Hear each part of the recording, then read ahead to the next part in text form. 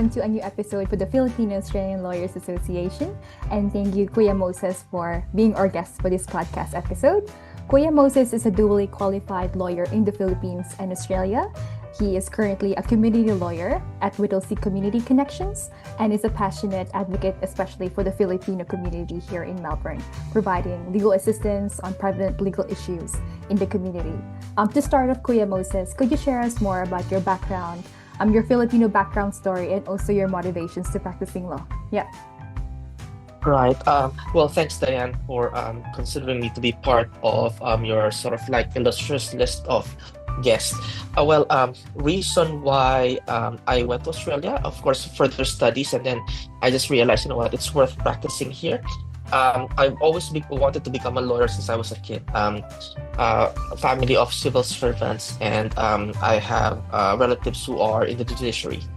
Right, so it's not something foreign to me. So I grew up like listening to stories during family gatherings. What do you call this one? I'm listening to relatives who are in the High Court, Supreme Court, Philippine Supreme Court, or RTC. Right, so growing up is sort of like part of your life. And then when I was deciding which course to take, back in the Philippines, it was an easy decision.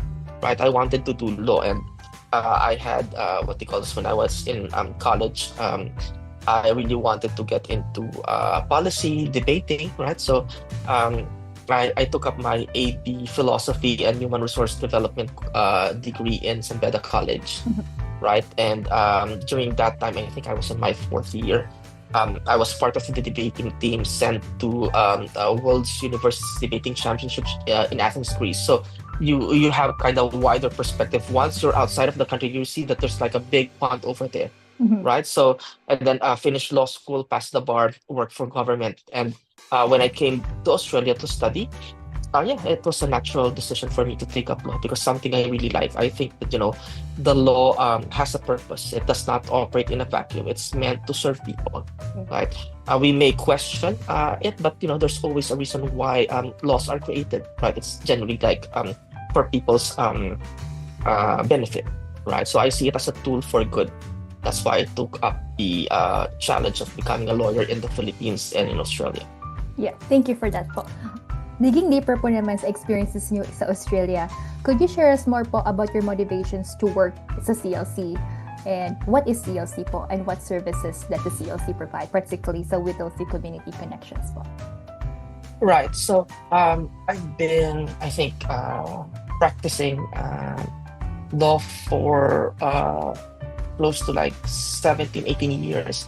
And I only had one client, that is the people. Right? I've never worked for special interests, never used my skills to help them. I don't judge them, but that's my thing, right?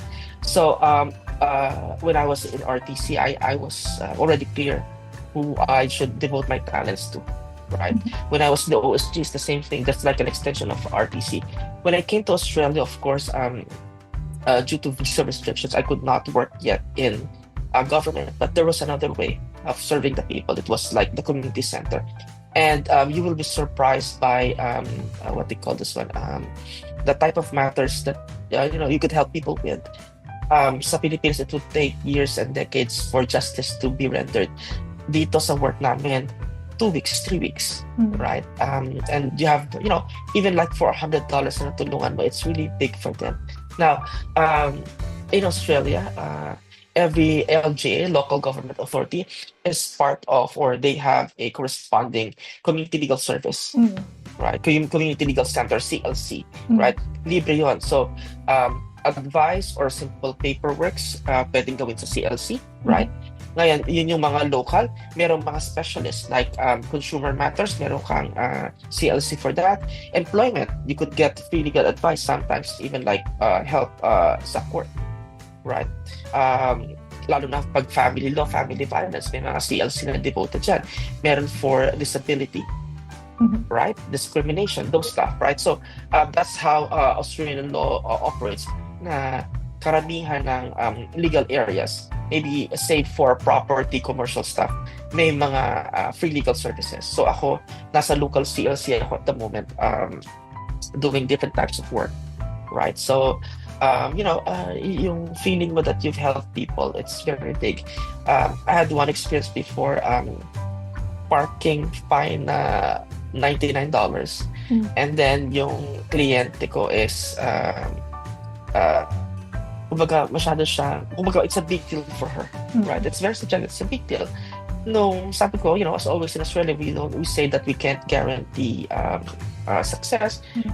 Of course, they said, of course, yes. But when we got them off of time, they would say, thanks so much, Mm. right? So may iba umiiyak pa kay lalaki o babae. I mean, they're very thankful, Mm. right? And you can feel the gratitude in that. So um, the CLC work is actually a very good space to work in, Mm. right? So yeah.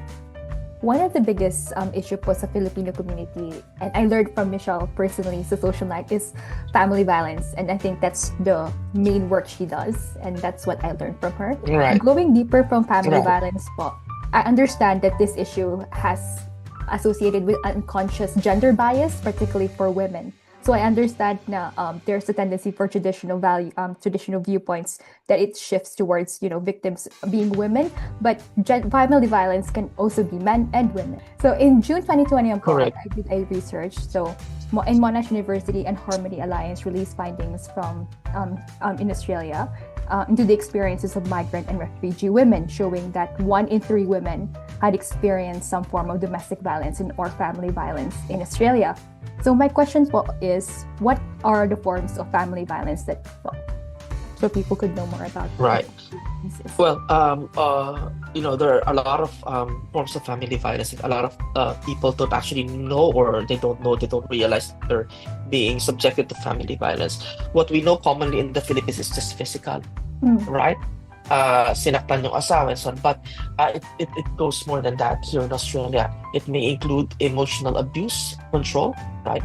Sexual abuse, financial abuse. It's an expanded one, right?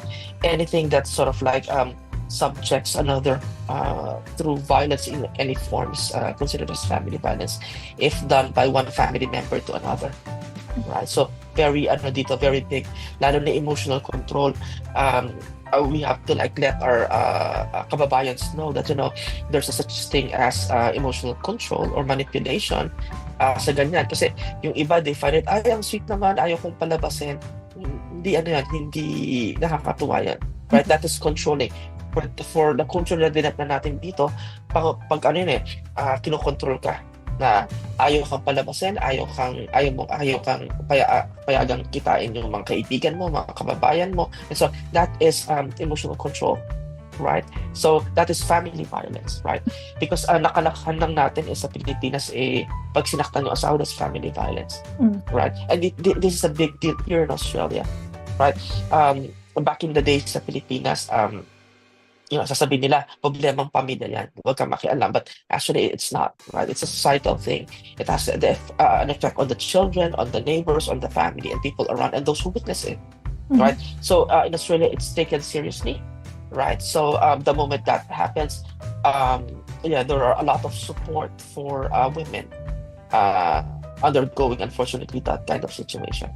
Yeah. From your experiences in your work in CLC particularly, could you share us naman po about any insights that you know of about the prevalence of family violence within the Filipino community? Right. First clarification, what they call this one, family violence is not exclusive to one culture, right? Across the board, across ages, and across socioeconomic status, right? In the Filipino community, what I have encountered based on what I've been presented is those committed against Filipinos by other nationalities, right? So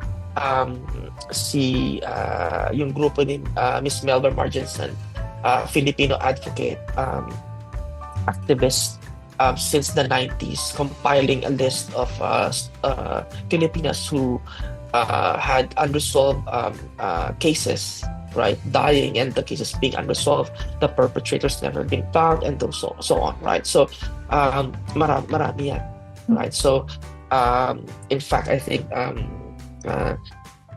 tinutukan din ng dati nating Consul General si Conjen Salcedo, right? So, and then very supportive ang consulates pag ganyang mga issue, right? So, nakakatuwa na alam natin na may matatakbuhan ng mga kababayan natin, right? So, but first thing should be like prevention.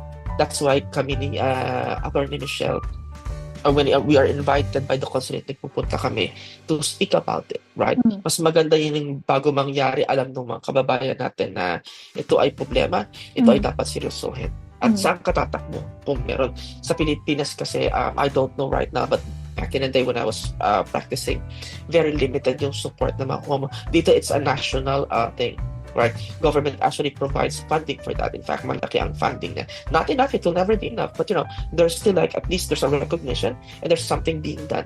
Right? May mga grants for family violence projects, prevention, and we have different services for that one.